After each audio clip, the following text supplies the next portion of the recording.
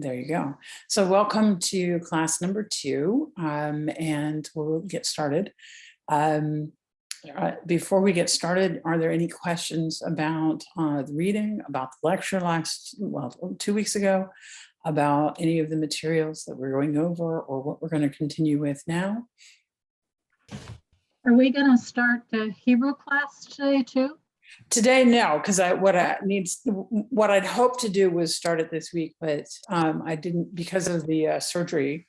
Right. I was not able to stop and look at Hebrew books and pick it and get that started. So next week, I'll send out information, and next week we can get started on this. So, so my apologies for that. That's one of the casualties of my surgery.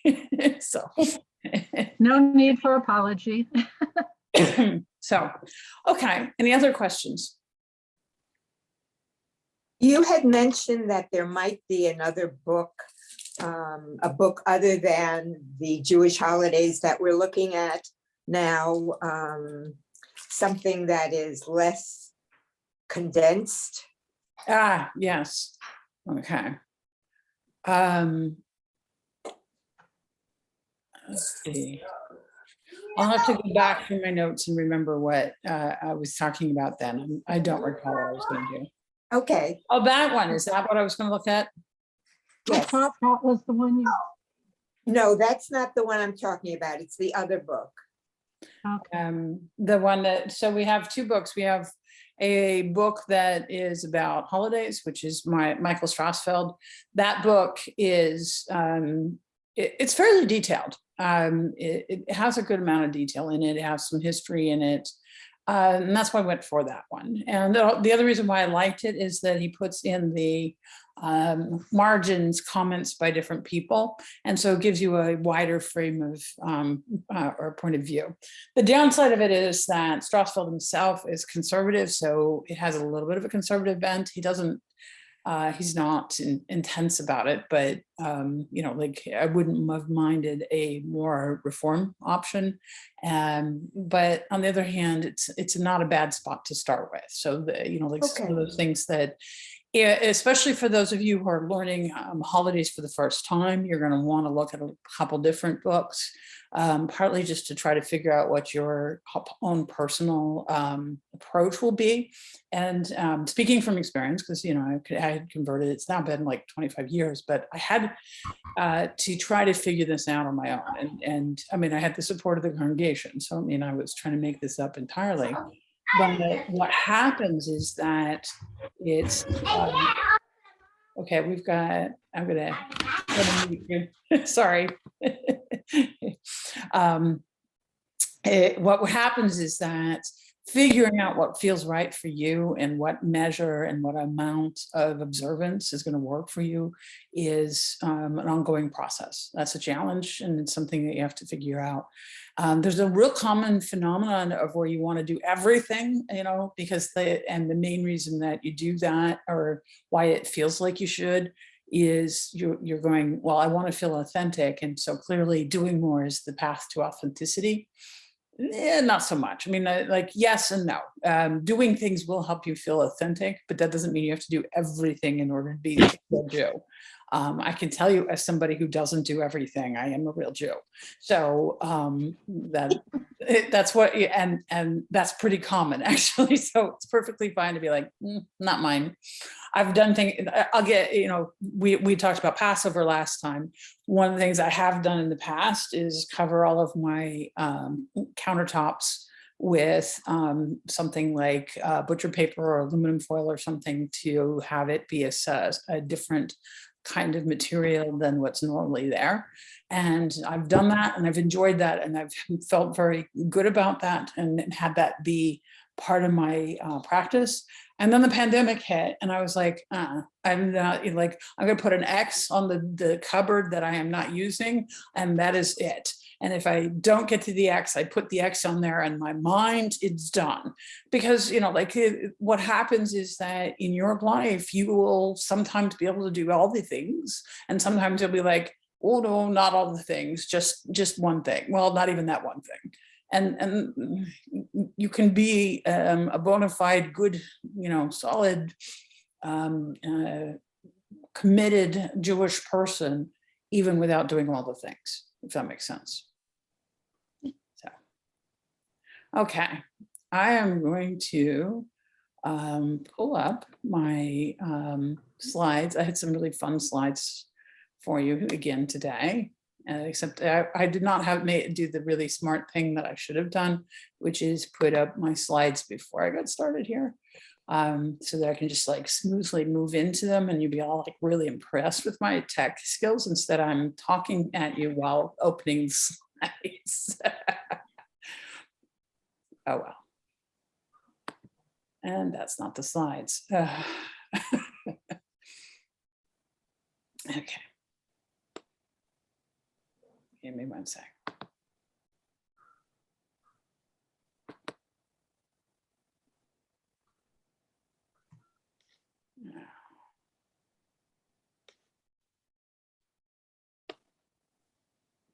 I'm sorry.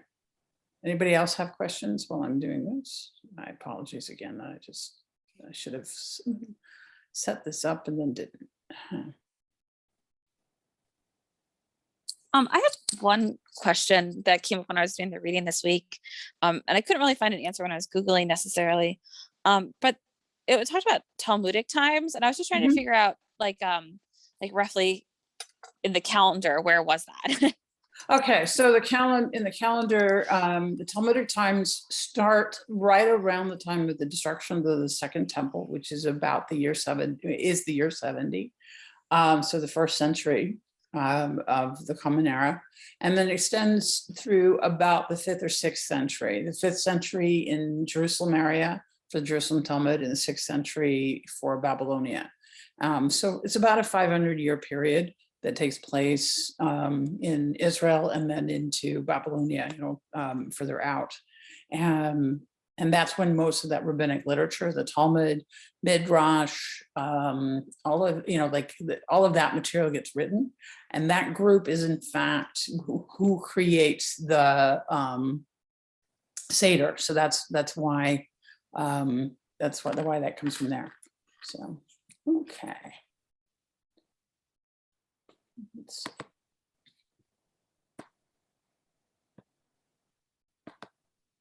In 2 seconds and I'll be ready to go. Okay.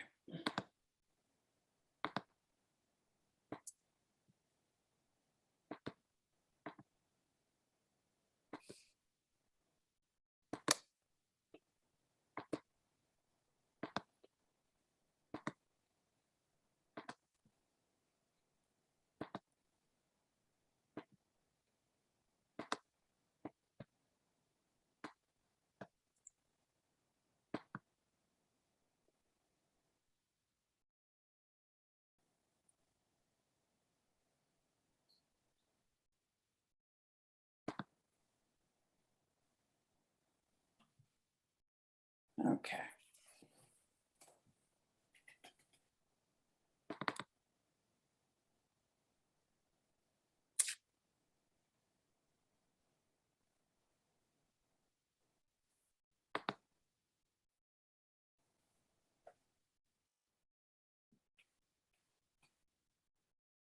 I had these open, so now I'm sorry.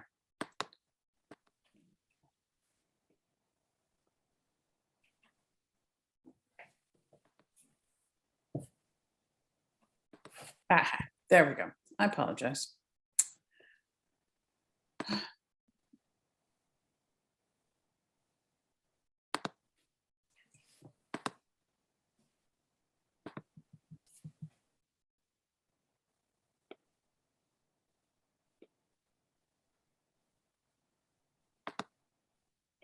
Okay, so where we're at now is we're doing Shavuot. So as you can see, I have my little lineup of slides here, and if we get past where we were supposed to end today, I can keep going if we still have time, and then what will happen is we'll pick up where we left off. But we'll try to stay fairly close to the time frame, the assignment schedule. Shavuot is, we had finished with Passover and counting the Omer. And Shavuot is what happens at the end of the Omer. So we count out the 49 days 7 weeks of 7. And we end up with the holiday that's literally called weeks. Shavuot means weeks, W-E-E-K-S. And what's happening is this is the moment when we both are supposed to bring the offerings to the temple. So that's why the counting out of the weeks is when you can bring the new grain. That's when the new grain harvest comes in.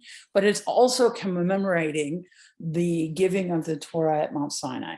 And so what happens with that is you'll notice that a lot of our holidays will do this sort of twin thing where on one hand, it's specifically intended for, it's this idea that it's going to be some sort of holiday related to the harvest or what's going on physically, in terms of the holiday, in terms of the climate of Israel. And then on the other hand, you have the situation where it's somehow tied to our national narrative, this narrative of what happens in the history of the Israelites, particularly in their wanderings with Moses. So the two of these things come together in one holiday, if that makes sense. You have the harvest and you have the giving of the Torah.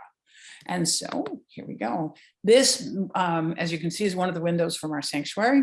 And so you have in our set, so this one is celebrating, you see the two tablets, which are representing the tablets of the Torah, or actually of the 10 Commandments, which is the part that was supposed to be given directly by God to the Israelites. Although if you read the narrative of Exodus 20, it's not 100% clear what's happening here. But Shavuot celebrates the giving of the Torah, God's gift to the Jewish people on Mount Sinai. For the record, something that might be surprising if you come out of a Christian background is this idea that the giving of the Torah is actually a gift and a source of joy and a reason to celebrate.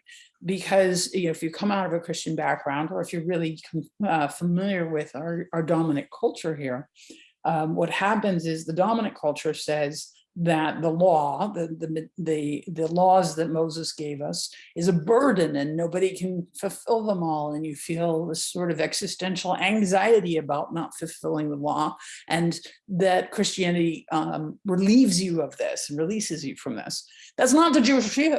That's not how we see it. We actually see it rather that is this idea that God loves us and tells us how to live. Because our idea is that living is, speaking of existential panic, living is hard. Knowing what the right thing to do is hard, and what's supposed to happen, how to be pleasing to God is one of those things that you don't want to have to try to make up by yourself. And so that's why we see that this moment of giving the Torah is a moment of celebration. This is a super awesome thing. So what do we do when we're so excited about receiving the Torah?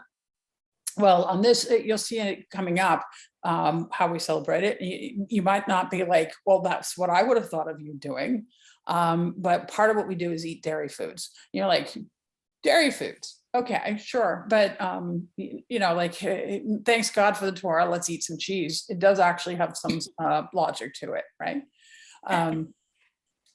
It is a feast of the harvest in the Bible. It's become the date of confirmation in Reform circles. So a lot of times if you have a class of kids who are going to be confirmed, they will have their ceremony on Shavuot. Confirmation is something we borrowed from Christianity. Judaism has the bar bat mitzvah as its native tradition, but we'll borrow things from time to time. So that's not the end of the world. And one of the other things we do for Shavuot is we read the book of Ruth and we study all night. The idea of studying all night probably starts around the time that coffee gets imported to Europe. Those things are probably related. But I have exactly once done the study all night. I did it when the year I was living in Jerusalem. I felt like, I was living in Jerusalem. I was a first year rabbinical student. Shavuot, you're supposed to study all night. I stayed up and studied all night. And then I was like, I am not a stay up all night kind of person. I just am not. I really can't. So I haven't done it ever since. But I have stayed up late. So questions on that before I move to the next slide? Anyone? Raise your hand if you use the raise your hand feature, because I can't see everyone physically at once. So that way you end up getting put to the top of the queue here. Aha, Madison. Why the Book of Ruth?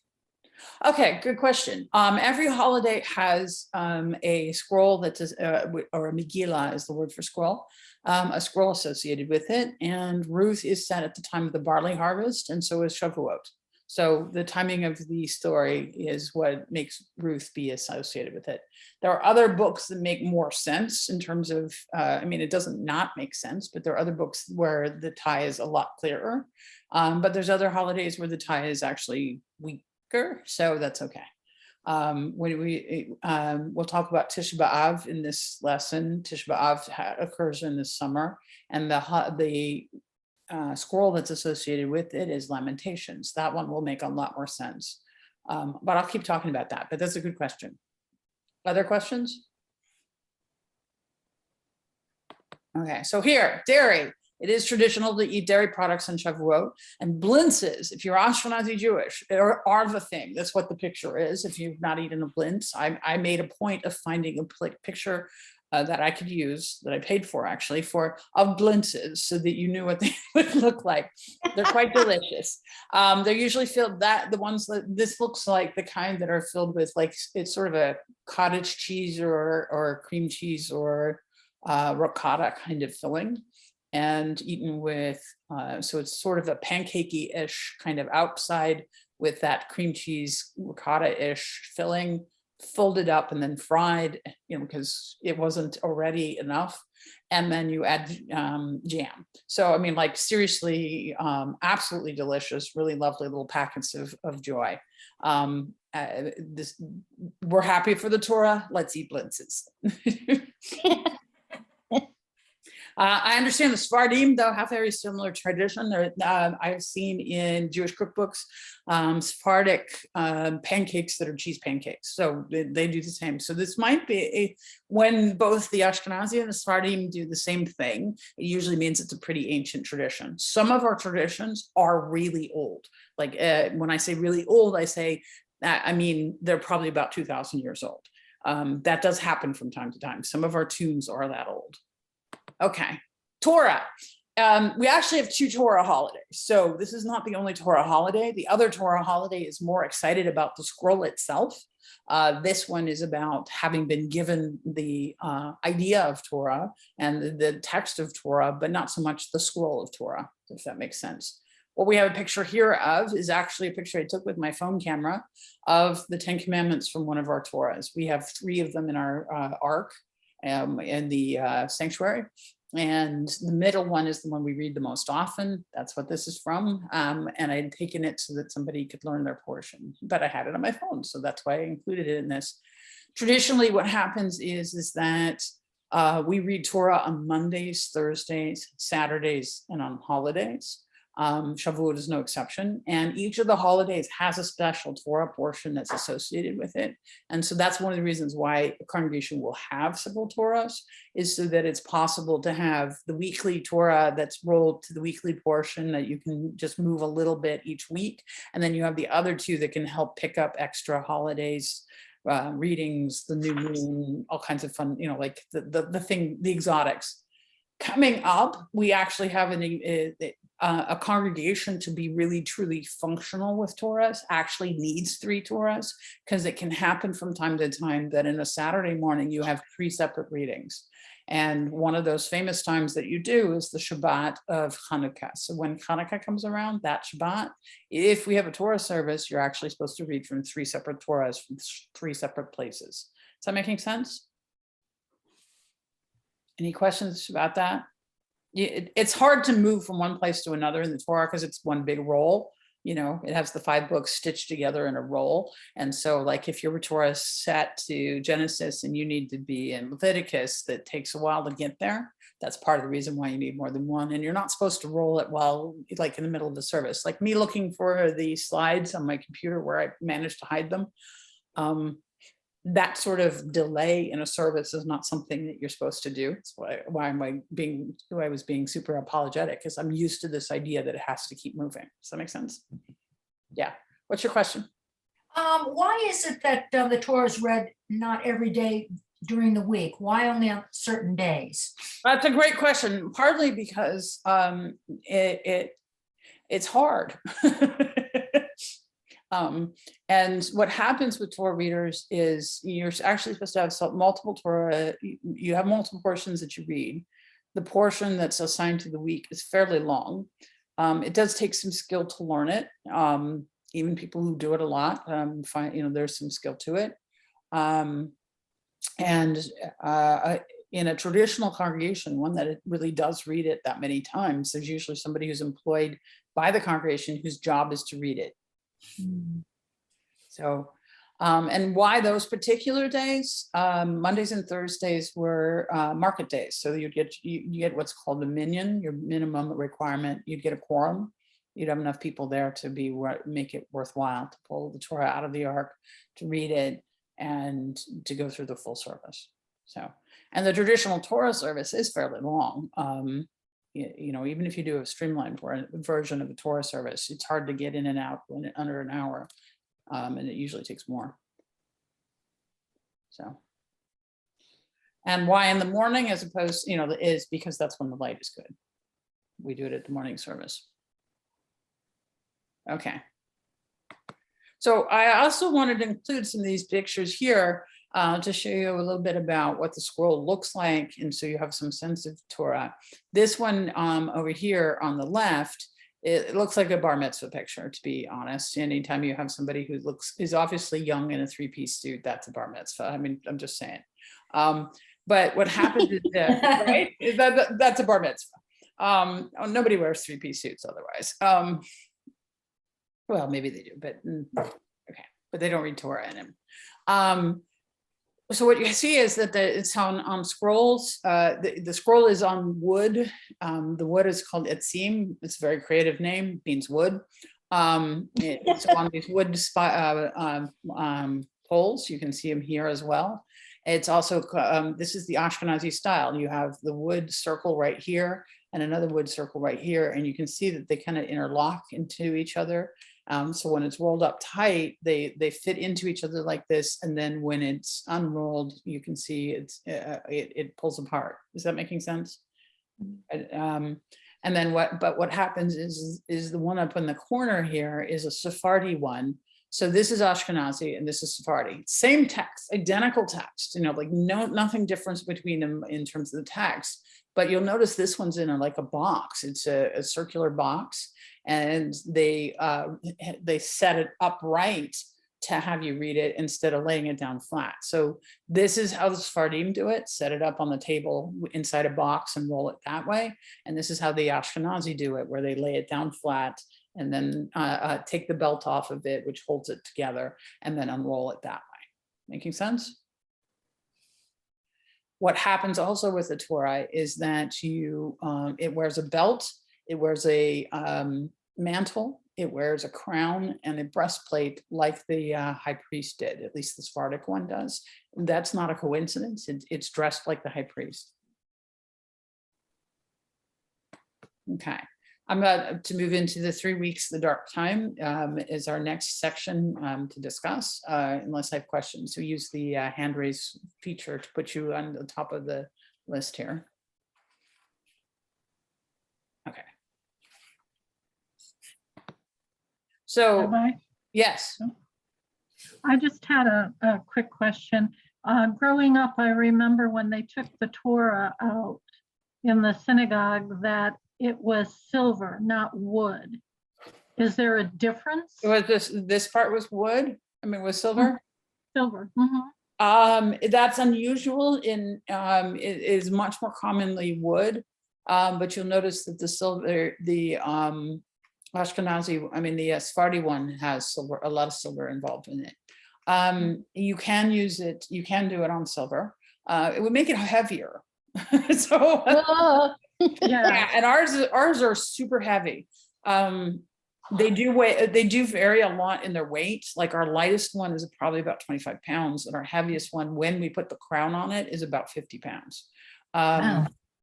And so I think the main reason why, aside from the fact that silver is more expensive than wood, I think the main reason why you usually see wood is it's also going to be lighter than doing it in silver, unless the silver was, because if the silver was hollow, it would dent easily. These things get used a lot. I mean, they get banged up. Mhm. And so they're actually remarkably resilient. The other fun thing that happens is that if you drop it, that you're supposed to fast for 40 days or give to tzedakah, to charity. Most people give to tzedakah because they don't want to have to fast, only during the daylight hours, but still. I have seen them tear before. In one of them tore right before the high holidays, when I was a student, and that's heart ripping. That's hard to watch. But they're actually fairly resilient. They don't break easily. Okay. So the 3 weeks, the months of Tammuz and Av. So basically after Shavuot is when we're moving from Shavuot usually occurs, late May, June, early June-ish. It moves a little bit because the Jewish calendar, part of the reason why it moves is we're a lunar calendar that gets corrected by the sun. And so that's why, for example, compared to the secular calendar, Hanukkah is early this year. It starts up right after Thanksgiving, and it can occasionally intersect with Thanksgiving, and it occasionally can intersect with Christmas. So that's why you get this month-long swing between the two, is that we have leap months and leap days, or have leap months really, actually.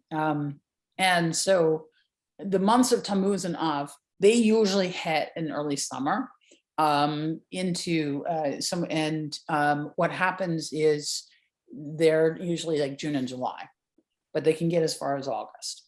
They are the low point in our cycle emotionally in terms of our national cycle, because they're marked by commemorations of tragedies that befell the Jewish people in several ages.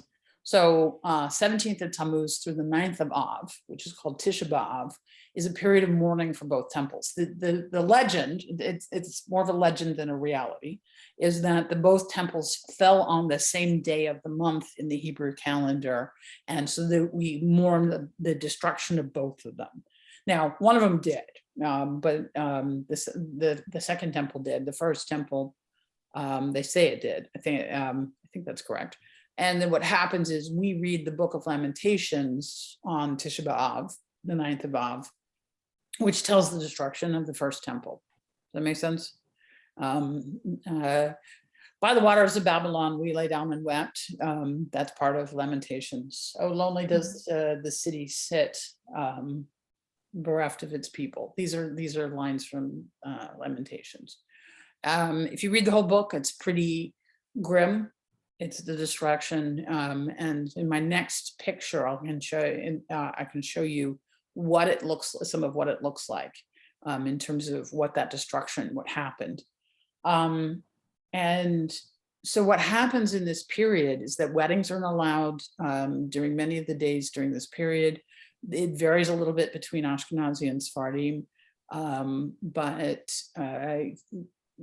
one of the reasons why you don't have weddings during this period, aside from the fact that you have this national tradition, the agricultural cycle tradition is because you don't know if your next harvest is going to come in. So you don't want to have a big feast and then discover you don't have enough food to get through the summer. So, because we're used to being a land of plenty in the summer when all this stuff comes in. Israel is not that kind of place. Israel doesn't get rain during the summer. And so it's the equivalent of being the long, cold winter here of you need to make sure you have enough provisions to get through.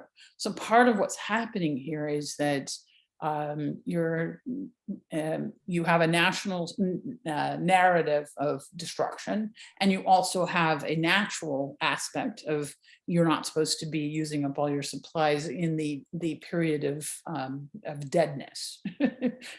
We're just not used to the summer being the dead time. Does that make sense? Mm-hmm. Okay. So here we have, this is actually a chunk of, so when Babylonians destroyed the first temple, the temple that had been built by Solomon in 586 BCE. What happened is they were the sort of group that would make pictures of it. They make this giant mural, a bas-relief mural out to show what it looked like anytime they conquered a people. And you can see a replica of this particular bas-relief at the Jewish Museum in New York. They have one of their walls has a really nice replica of it. You also can see a replica of it if you go to the Jerusalem Museum. And this is kind of what it looks like. These are the Babylonian soldiers. You can see that, excuse me, that they're well armed, they're well stocked. They have matching outfits. They've got horses, they've got bows and arrows, they've got chariots. You don't see the chariots here, but they do.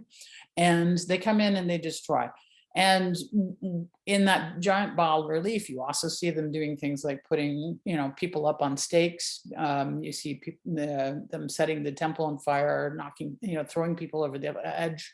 It's quite the mural, and taking people into bondage. So what happens is that the ancient Israelites are taken into bondage, and they take the people that they take into bondage are actually the elites, the top of the community. And the reason they do that is they're trying to forcibly assimilate them, cause them to become Babylonian, and then so that they won't continue to be a separate people. And those elites that go to Babylonia have an opposite reaction. They, for whatever reason, and this is the oddity about Jewish history, and the thing that is, has an almost miraculous quality to it, in the sense that what happens is they decide, no, we're going to stay Israelite. I say Israelite because it's not really the same as Judaism yet. And we're going to stay Israelite, and we're going to remember our culture. And how are we going to remember our culture? We're going to write it down. So the Bible's origins is in the destruction of the first temple. That's when they start writing down all of the aspects, all the books, all the culture, all the stuff. Most of the biblical stuff that's supposed to have occurred much earlier is written in this period or later, because it might have existed as a story before this point, but this is when they write it down. This is also when they start having this idea that they are going to go home. Like, not only are we going to remember we are Israelites, we're going to go back. We're going to go back and we're going to rebuild. And so that idea takes hold early, in terms of the national narrative, in the Babylonian exile. And so the Bible is written from the perspective of a people that doesn't want to let go of who they are, and doesn't want and wants to return home. And those themes get written into the Bible as part of the base layers, the deepest strata. Does that make sense? That's going to be helpful. Why? Because the second temple gets destroyed, right? Oh, I see a hand up. Yes. Where was home at that point? For them, it would have been, so it would have been land of Israel, but they had been carted out. These elites had been carted off to Babylonia. So that's why they're like, we're going to go back home. They're by the waters of Babylon. They're actually taken by these soldiers as captives.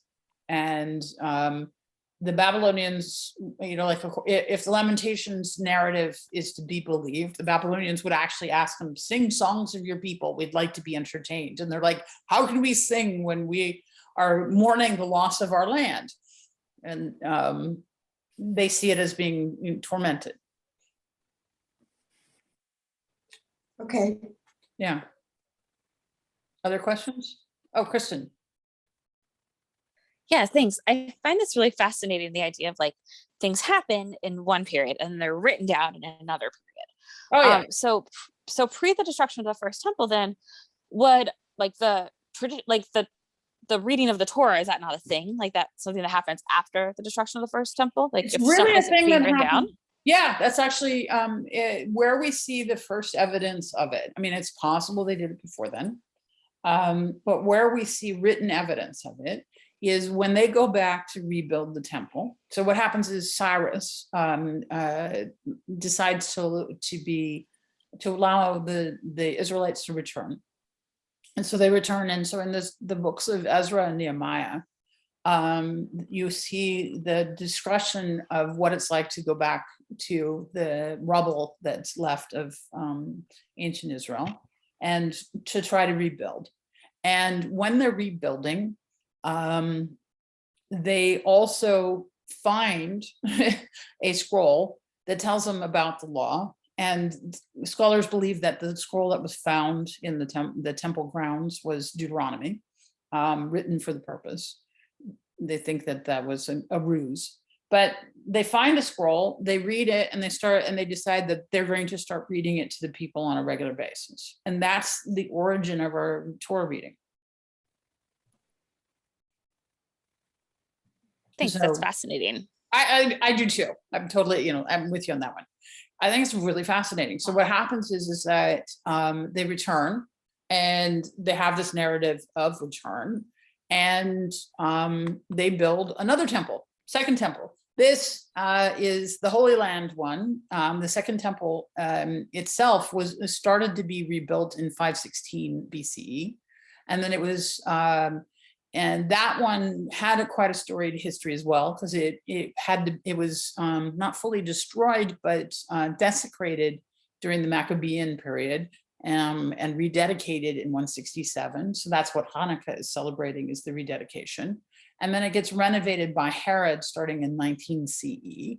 And then it finally is destroyed, and for good, anyway, at least it's still destroyed, in the year 70 by the Romans. And so what you have in front of you here is a model that was created at the Holy Land Hotel in Jerusalem, or just outside Jerusalem, I think.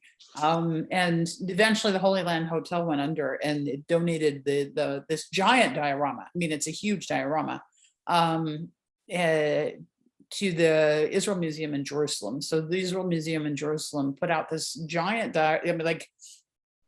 it's a good 25 feet across. Not this part of it, but the whole diorama. It's like the whole ancient Israel, Jerusalem diorama. It's kind of cool. But here's a picture of this part of it. Here is the temple itself. And what you have is this central part is the Holy of Holies. And then you have, that's where the high priest can go. This inner box here is where the Kohanim, the priests, are. And then it has outer boxes where the Levites go, and then outer boxes where women and foreigners and anyone else can go. The people would, I know, like they were sexist. So what can we do? This gate here is the gate that the Messiah is supposed to come through, by the way. This one in here is the south section, and this part they've excavated to this level now. So if you go to visit the Western Wall, which is right about here on the on this model, you can get down to this level, because they've done archaeology all the way down to this level, and you can walk on these steps. They're now visible again. This gate has been stopped up, so you can't go through it. How do you raise your hand? I have a question. Yes. There's a thing on your Zoom that says raise hand. If you're on an iPad, it's up on the right, and if you're on a computer, it's down on the bottom. But anyway, you can go ahead and ask your question. So the Wailing Wall is part of the first, or this, what does that represent? It's actually a retaining wall from the second temple. From the second temple. From the second temple. And in this picture here is the backside of this. Can you see my little arrow there? Yeah. The backside of this. So the Wailing Wall is probably about from here to about here. Okay. On it. And it's the retaining wall. That's what this is the retaining wall. And that's all that remains? Yes. So when the Romans came to destroy it, they were pretty thorough. They were fairly ticked at the that's the official term, at the Israelites. They salted the land. They caused the Israelites to be dispersed among the nations. They also destroyed the temple by setting it on fire. It is a kind of stone that pops when you like popcorn when you set it on fire. They pushed the bricks over the edge, and so if you go to Israel, to the Western Wall excavations to the southern side, you can see where the bricks buckled the street below. Nobody's cleaned up the mess. The rubble is still there. And They carted off the giant candelabra that had been there, the big gold candelabra, and melted it down. If you go to the Arch of Titus in Rome, you can see on the inside of it, they have I should have put that, I didn't think to, at some point in this slide set, I'll give you a picture of the Arch of Titus because it's really cool. And it shows the Roman legion taking the giant candelabra from the ancient temple triumphantly into Rome, having captured it. It is in fact traditional for Jews to spit on the Arch of Titus, which is why to this day you cannot get anywhere near it. You're not in spitting distance. You can no longer spit on the Arch of Titus. I went and saw it, so it was kind of it was really interesting. It was like this jolt of it's real. You know what I mean. Sometimes when you see these things that you've read about, I see Kristen had a question. Yeah, and this might be a really silly question, but were the first temple and the second temple built in the same location? No, they weren't. It's not a silly question at all. And you would think they would be, but they weren't. The second temple is further up the hill, basically. Where the Western Wall is the location of the second temple. The first temple was a little bit down the hill from it, where if you've ever gone to the tunnels of Hezekiah, and seen the tunnel tour, if you've gone to Israel, the first temple was probably down by that, near Silvan, which is a Palestinian village. So, any other questions? You got good questions today. The Hebrew month of Elul. Okay, so once you finish this dark period, we move into the Hebrew month of Elul. And this wasn't specifically one of the chapters in the book. He mentions it though, so I'm not totally off-roading on you here. But the Hebrew month of Elul is the month that leads up to the high holidays. And so what happens is in the month of Elul, it is traditional during this month to do an internal spiritual accounting, which is called cheshbon nefesh, and go around and ask for forgiveness of friends and family. So you're supposed to spend some time in introspection, thinking about, so what have I done wrong? Is there any relationships where I really should have reached out? I missed the opportunity to connect. I should have helped. I should have, whatever. Or, like I wasn't totally truthful. That's a more common error for people, is that they let somebody think better than was the reality. Excuse me. It is also traditional in this time to engage in the Slichot service.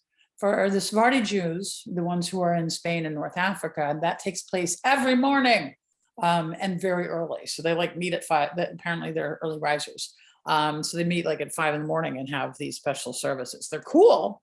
I have not ever actually seen them. When I was in Jerusalem my first year, they would the school would organize people to go see this because it's cool and it's nice. You were expected to know the full range of Jewish experience. I am not an early riser. Yeah, so I never met it. For Ashkenazi Jews, it takes place once in the late evening on the Saturday before Rosh Hashanah. Our congregation does this. We do this as a joint community program with the other Reform congregations in the area. This year we had a dinner first, and then we did a program. We did study, and then we did a worship service. That's not uncommon. But so in that case, we actually didn't start that late in the evening. It is also traditional to blow the shofar at the end of the daily service during the month of Elul and to recite Psalm 27. So what happens is the shofar is a horn. It could be a ram's horn or an ibex horn or a gazelle horn. Any kosher animal that has a horn you could use. So they can be huge, they can be little. And you just do a single blast, woo, on it. And at the end of the daily services. You don't do this on the Shabbat services. So you probably, if you're in the habit of, if you're not in a congregation that does daily services, ours is not, you might not have ever seen this because you're not supposed to do it on Shabbat because you're not supposed to carry an object on Shabbat. So you don't actually play an instrument usually, although we will play instruments. So we could do this, but we haven't. Questions? All right. Not as much fun as the destruction of the temple, but useful. Oh, Madison. Yeah, so this is maybe a strange question, but with a lot of these, you'll point out this is what the Sephardi do and this is what the Ashkenazi do. Mhm. And you've talked about like there are Reform congregations, conservative, Orthodox. Yes. Are there like Sephardic congregations versus Ashkenazi, or like how does that like? Are you Yeah. only going to find Sephardic Jews or like Sephardic practicing Jews in like Spain and North Africa, or is that, would you find that here? Does that make sense? No, that makes sense. And that's a really great question. In the United States, the Ashkenazi dominate, like the numerically much larger. And so in the different movements, they tend to be the dominant. And so like Reform comes out of the Ashkenazi world and tends to follow Ashkenazi customs, conservative as well. And with Orthodoxy, there are a few Sephardic congregations out there. The one that's the closest to us, that's the most famous, is the Torah one. It's a very old one. That is actually a Sephardi Orthodox congregation in Newport, Rhode Island, one of the oldest in the country. They're the folks who received the letter from George Washington when they wrote a letter saying, hey, can we be okay here? And he wrote this lovely letter about everyone should sit under their fig tree and no one should be afraid. That's them. And because the Sephardim arrived in this country first, they were the first to be here. And so back when New York was New Amsterdam, there was Sephardim there. There was the Torah. And they had trade points all along the coast, all the way down to Curacao. However, the Ashkenazi have dominated. We're just a lot more. I say we, even though I personally am not Ashkenazi, but I practice an Ashkenazi tradition, and largely, not exclusively. When it comes to Passover, I do Sephardic. But if you go to Rome, there's a beautiful old synagogue in Rome. That's a tourist site as well as an active synagogue, and that one is Sephardi. So so they do exist. And in Israel, you have both kinds. Israel, the Orthodoxy is much more prominent than here, and so there the split is between Ashkenazi and Sephardi. So could one decide to practice more Sephardi traditions than Ashkenazi? Yes. Like personally, or okay. Yeah. And as I said, in that regard, yes, very much so. And so like, for example, with Passover, I had taken on the Sephardic tradition of eating kitniot, which are the grains that you're like the beans, peas, corn. I follow that. And so I will eat those. You also, if you're like, say, especially as a convert, you can say, I'm going to learn, I'm going to master Jewish cooking, and I'm going to have a repertoire of Jewish foods to eat at holidays. But instead of doing the Ashkenazi kitchen, I'm going to master the Sephardi kitchen. Not a bad call. It's really good food. One of the things that when sometimes people say that they don't know that they themselves are Ashkenazi or Sephardi, the quickest way to find out, by the way, I'll tell you my question. For people who are like, oh, I don't know what my family history is. You're like, okay, if I give you a lemon and it's a holiday, and you're going to include this somehow in the dinner, are you using your lemon in the main dish or in the dessert? And if they say, oh, the main dish, you're like, you're Sephardi. And if they say, oh, the dessert, I say, you're Ashkenazi. Is it a sweet thing or a sour thing? I still can't figure out how to raise my hand, but I have a No worries. question, really a comment. So I did ancestry.com, and it came back and said that I was Ashkenazi Jew. It didn't say, in other words, the question before mine was, can you move from Sephardic? Oh, like in terms of practice, you can But certainly it move. came back as a genetic marker for me from Belarus. Oh, okay. There is such thing as genetic markers of Ashkenazi Judaism, yes. And occasionally we have people who were not raised Jewish, but say, hey, I have Jewish ancestry. It could be that they were adopted. It could be that their family had converted away. It could be that their family wasn't doing anything. And they'll come in and they'll appear at the synagogue and say, hey, I'm Ashkenazi Jewish, and I want to claim that.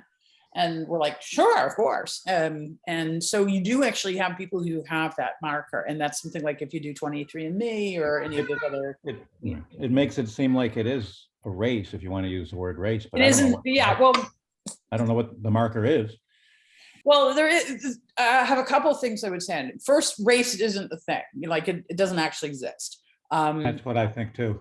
Yeah, well, it really does not. There is, you can't actually look at somebody's genetics and say they're this race or that race. I agree. You won't be able to tell what they look like from that. That's right. You can say that they have ancestry that comes from this group or that group. And there is such thing as a genetic marker for Ashkenazi Jews. And unfortunately for Ashkenazi Jews with the marker, there are also some genetic diseases that go with it as well, and a number of things. But so it's significant to know that if you have genetic history of being Ashkenazi. But it's also, and that has to do with the fact that it had narrowed at one point to at like 13 people. So that's why it's something you can find it, there are markers, if that makes sense. But it's, it's something to be proud of. It's a good group. Kristen.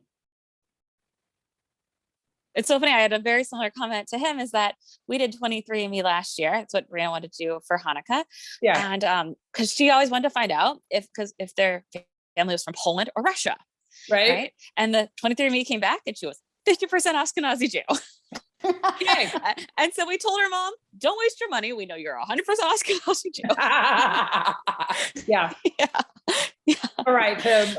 Tom's family has Neanderthal in there somewhere. And so his cousins had taken it and want to know who's the Neanderthal. But there was a time when Poland was not a country. Right. When my father came over. So to say what. Right. what And country the or- border kept changing continuously. Right. Right. But It's so they almost were like what region it- they were very much laughing because they didn't know when they came over if they come over from Russia or Poland. Right. And it turns out genetically it doesn't matter. I have a friend who's a rabbi who took one. It was like 99% Ashkenazi. She's like, where'd the 1% come from? So that can happen. You can get like 99 or 100% Ashkenazi. That doesn't, that is one of the outcomes. I haven't taken it myself, so I can't tell you what mine is, but at some point I might, it could be fun. Other questions?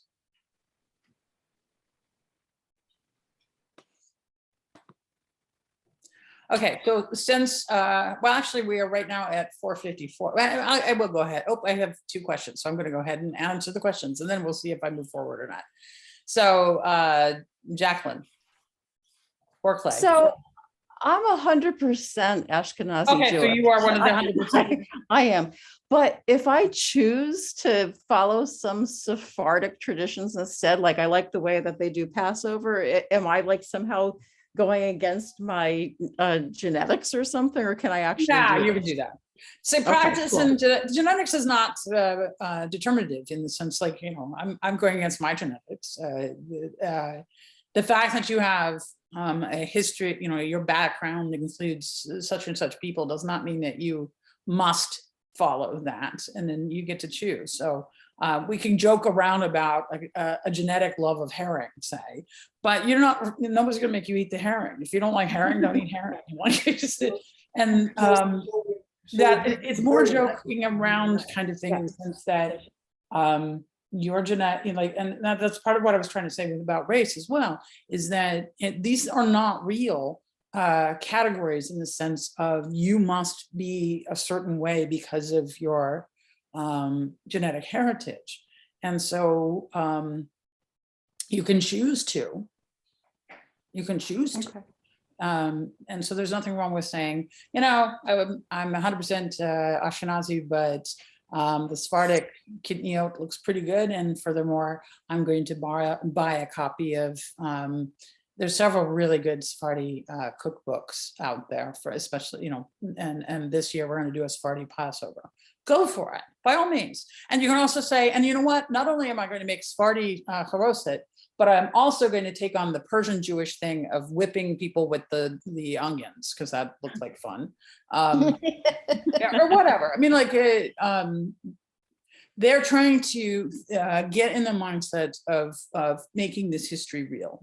You could also say, you know what, that's actually too real, and that's too painful, and using the onions as whips is too much tied to this country's history, and so I'm not going to do it, and I refuse it. Like, no, that's also fair. Like, this is part of the process of working out who you are in the context of this tradition. Does that make sense? Yes. And when you're converting, it's okay to pick and choose, even if you're not converting. Either way, you can pick and choose. Regardless, yeah. So my family, we like when Tom makes gefilte fish, which is an Ashkenazi thing. He usually uses he makes a curry version, which comes out of more of the Sephardi world, because there's a equivalent kind of fish ball, because fish balls are, you know, well, first of all, it's just fun to say that. Not so much fun to eat it. Oh, they're delicious. I love them. Oh. And we have this, and then our charoset tends to be more Ashkenazi, but I have made Indian food for Passover before. It works pretty well, actually. Yeah. Yeah. So mix it up. Go for it. And your genetics are not destiny. Thank you. And Kristen, you had another question? Oh, no, I didn't. But we are going to try, thanks to your class a couple weeks ago, the apricot haroset from the Sephardic tradition, because Brianna, who's the Ashkenazi Jew, is allergic to apples. Okay, so then there we go. Yeah. So, Yeah. And every year our foodies group puts out a bunch of things, you know, as options for food for, you know, Passover. They usually do a class, and so that's fun. Okay.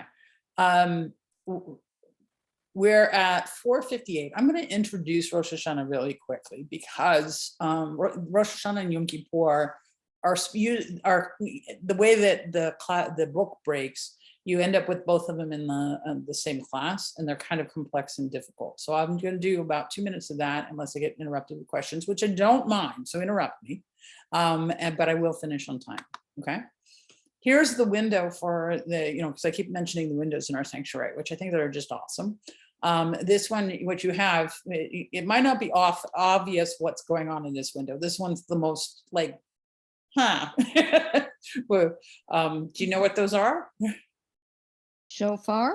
Apples? Yes, this is a shofar here. That's the curve of a shofar. It's a, Is there honey dripping off that apple? Yes, yes.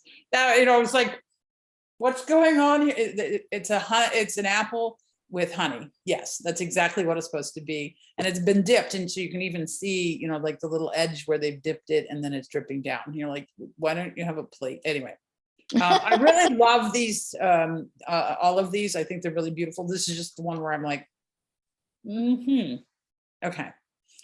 Rosh Hashanah. So what happens is we were in Elul, and we were leading up to Rosh Hashanah. And Rosh Hashanah is the start of the Jewish New Year. However, and so this is something we discussed a little bit in the discussion of Passover, it's also the start of the 7th month. And it's likely that that change happened in response to the Babylonian exile. So we'd mentioned the Babylonian exile as well. Just as the Babylonians reaffirmed their king each autumn at the harvest time, so too the Israelites would reaffirm their sovereign, their king, every year in the autumn.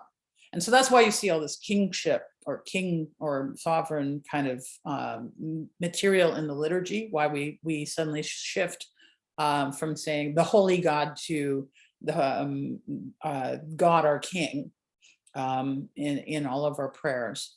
And so this stained glass window shows the two symbols of Rosh Hashanah, the shofar and the apples dipped in honey. Questions so far? we had gone over this once before, this idea that the month had shifted. I just wanted to reintroduce that and make sure everybody's clear. Okay, if there's no questions, I will just do one last slide and then we'll move on. The observance takes place on 1 or 2 days, 1 day in Israel or among some Reform Jews, 2 days outside Israel for conservative and traditional Jews.